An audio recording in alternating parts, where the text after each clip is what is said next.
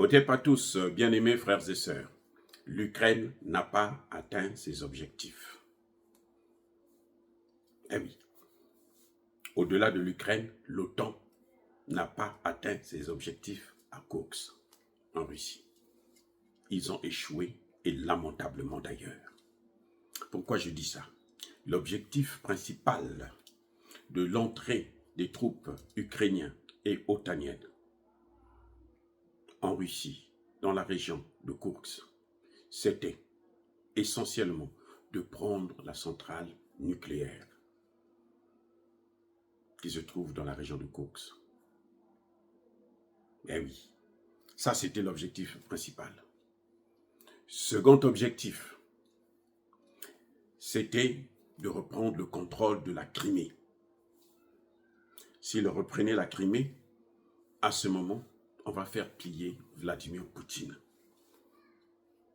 Il y aurait soit une crise grave en Russie, qui devrait probablement entraîner la chute de Vladimir Poutine, et à ce moment, il mettait un pantin, et puis on va vers la balkanisation de la Russie. Ça, c'était l'objectif fondamental. Ils ont échoué. Ils n'ont obtenu ni l'un ni l'autre.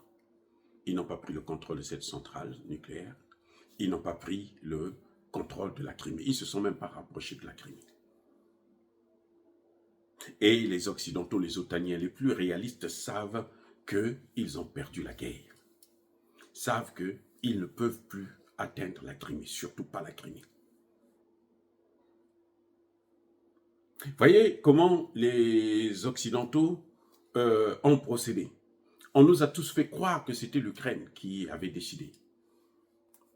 Ce que l'Ukraine avait oublié, c'est que quand on fait une intervention comme celle-là, on prend 10 000 hommes pour rentrer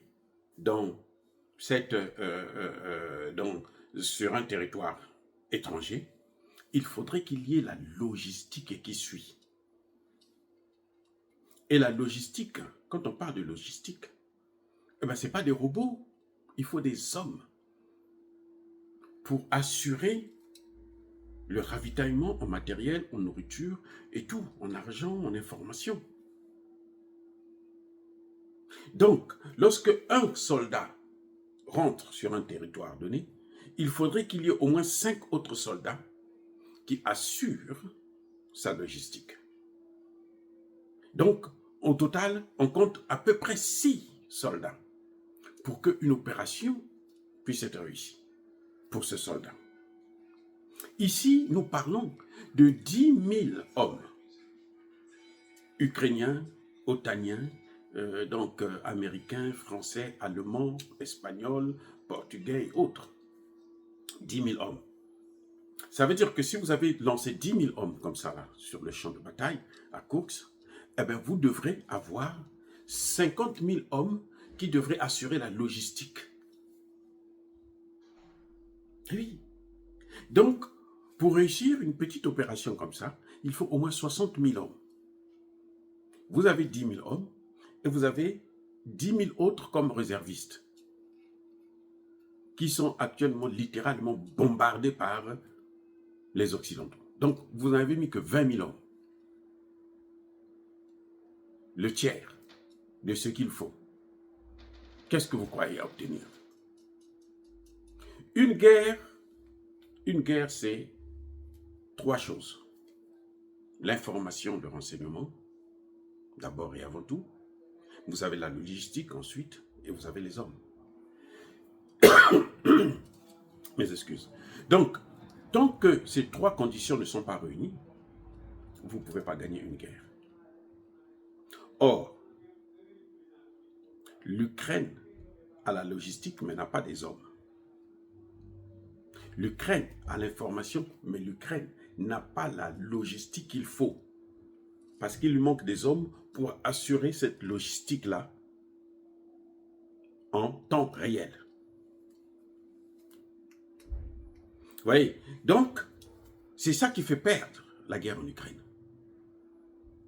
Les Ukrainiens s'étaient dit que lorsque nous allons mener cette opération, là, on va prendre la Crimée ou comment vous appelez ça, la centrale nucléaire, alors les Russes il y aura une crise au Kremlin, à Moscou.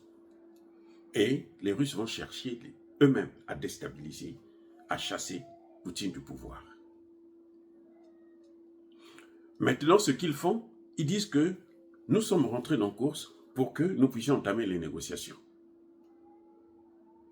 Résultat des courses, Poutine dit, il n'y a pas de négociation.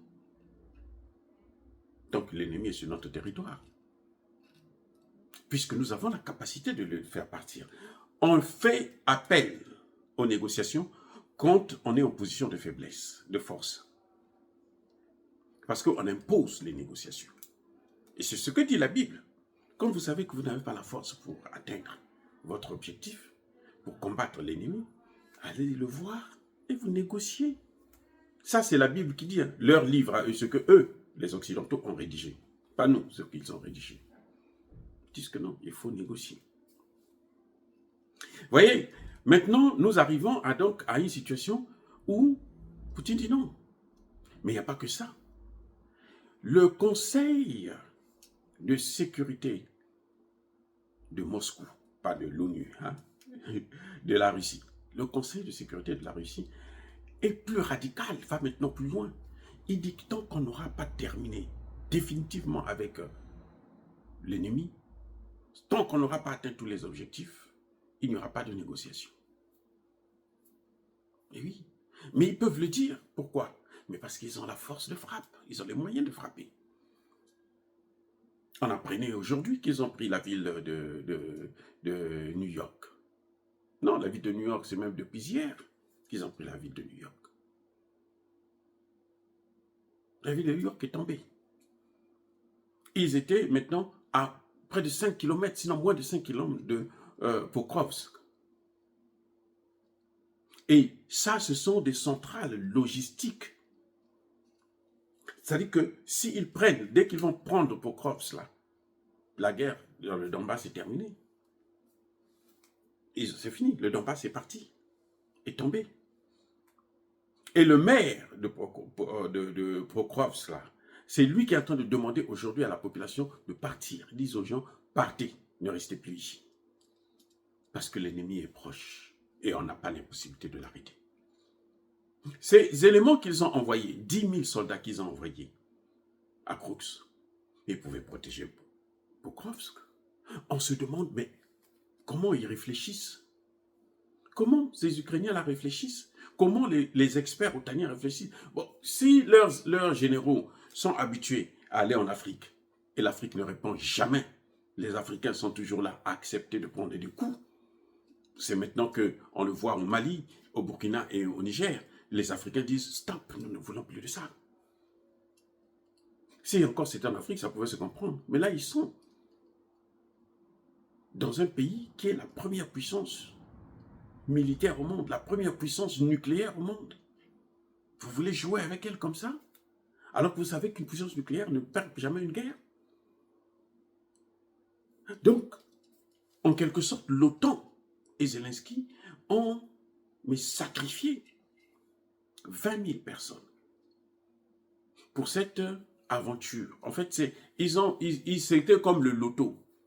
Si ça passe, c'est bon. Si ça passe pas, on s'en fout. Après tout, ce sont en majorité des Ukrainiens qui vont mourir et peut-être des mercenaires, américains, français et autres. Donc ça ne nous dérange pas à la rigueur. C'est peut-être ça qu'ils ont pensé. Mais c'est criminel. Parce qu'un leader politique, même un général, un commandant des forces doit savoir, doit mesurer. Moi, je ne suis pas militaire, je ne connais pas la situation du terrain, je ne l'ai jamais fait.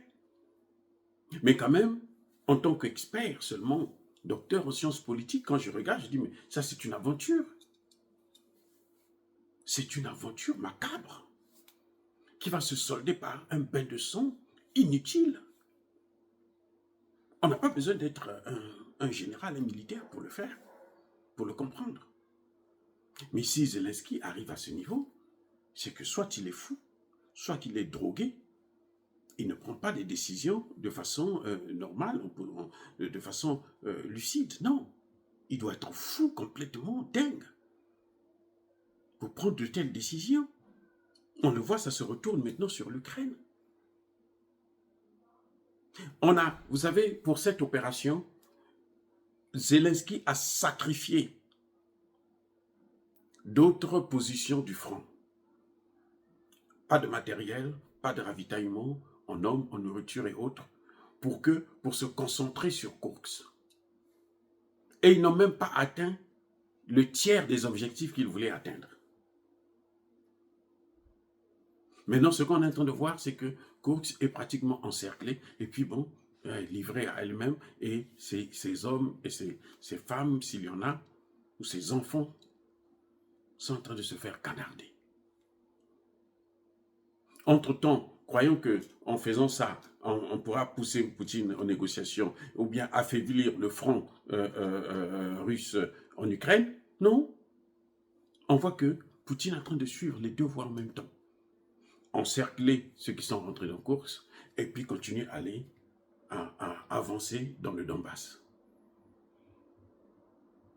On n'attendra pas plusieurs mois pour que le Donbass tombe. Je vous ai dit, c'était New York, pas New York aux États-Unis, New York en Ukraine. Il y a une ville là-bas qu'on appelle New York, qui était aussi une ville stratégique, une petite ville de près de 60 000 hommes seulement, stratégique, qui a été occupée. Maintenant, ils vont vers Pokrovsk, qui est aussi un grand centre stratégique pour la logistique dans cette opération du côté ukrainien. Et là, c'est le maire qui dit, il demande à la population, partez. Parce qu'il n'y a pas moyen de les arrêter. Alors que vous avez des hommes que vous avez envoyés à l'abattoir, à Kursk. Et ça, c'est méchant pour les dirigeants qui ont pris cette décision. Moi, je crois que ce sont des criminels. Je pense que si l'OTAN, parce que visiblement l'OTAN a été informée 1 an à l'avance de cette opération, l'OTAN savait qu'il devrait en arriver là, qu'il devait mener cette opération. Mais l'OTAN ne leur a pas dit, il faut arrêter avec ça. Donc leurs experts, que nous pensons être des bons experts, des généraux qui savent bien le métier, en laissant l'Ukraine dans cette aventure, c'est une complicité de crime. Et c'est malheureux. Oh Dieu Tout-Puissant, bien-aimés frères et sœurs, soyez encore une fois de plus bénis par le Dieu créateur et par nos ancêtres angélisés, mais que tous ceux qui persécutent le continent africain, le pillent et le déstabilisent, qu'ils soient noirs, blancs, chinois, arabes, juifs, indiens, qui qu'ils soient punis, maudits, foudroyés, neutralisés, écrasés, effacés par le Dieu des Kémites et par nos ancêtres angélisés. Vive l'Afrique éternelle, j'ai dit et j'assume.